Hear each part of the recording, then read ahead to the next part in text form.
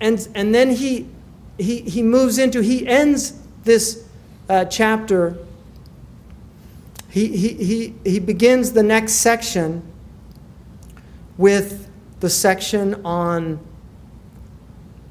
the wonders of the heart. And this is the section where he deals with what he calls the muhlikat, those things that are destructive to us. And the muhlikat, in his understanding, are the vices that will kill the heart. And he talks about pride and arrogance, and he distinguishes between vanity and arrogance. He says, vanity, all you need is a mirror, but arrogance always requires another person. So the vain person simply needs a mirror to admire himself, but the arrogant person needs another being to oppress.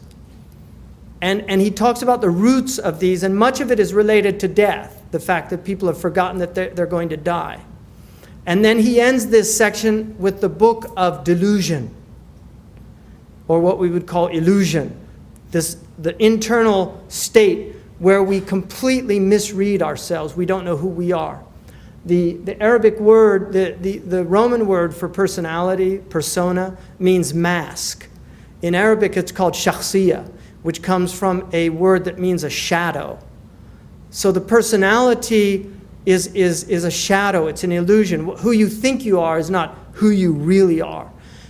Who you are is related to your historical narrative, where you were born, where you grow up. If you speak here like a Kentuckian, you have a certain way of speaking. But if you grew up in New York, you would be speaking like a New Yorker. These things have nothing to do with your personality. They're simply the circumstances you find yourself in. And he says that to get out of this delusional state is the beginning of the path, to want to get out of this state, to recognize that you're in it. And that's why the next book, which is the last 10 books, the book of salvation, the first chapter is about repentance, metanoia, changing your mind, turning back, realizing that the destination that you're on is one to your own death. And he ends this, he has fear and hope and trust in God, and he puts trust and tawheed in the same chapter, which is very interesting, because to him tawheed is not a theoretical construct, which it is to most Muslims, this idea God is one. No, to him, God is doing everything at every instant. That is tawheed. And Ghazali is arguing that if you really understand this, you will have utter trust in God. You will put all your trust in God because it's all God. God is doing everything in every instant. And this is why if you're not content with your circumstances, he argues you're not content with God, because it's God that put you into those circumstances, but what God is asking you to do is respond to them appropriately. That's the challenge. It's not the circumstances. The challenge is the power that God has given you in your will, your irada, to actually take your circumstances and respond appropriately. And there are only 4 circumstances and 4 requisite responses.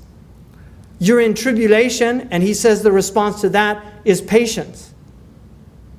You're in a situation of blessing, and you have to respond to that with gratitude, and that will increase you. And if you don't do those things, what he says, if you're in a state of gratitude and you respond by heedlessness, the blessings will be taken away from you, not as a punishment, but as a reminder to pull you back. One of the things he says, he said there's only 2 types of people from a hadith: people in tribulation and people in good situations. He said, if you're in a good situation, God will send the people of tribulation to you.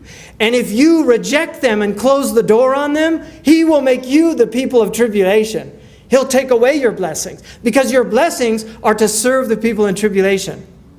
These are the awakenings that he's trying to instill and inculcate, and this is why as you read this book, a transformation should occur. If it doesn't, you haven't read the book. But the book is not to be read once. In the Hadra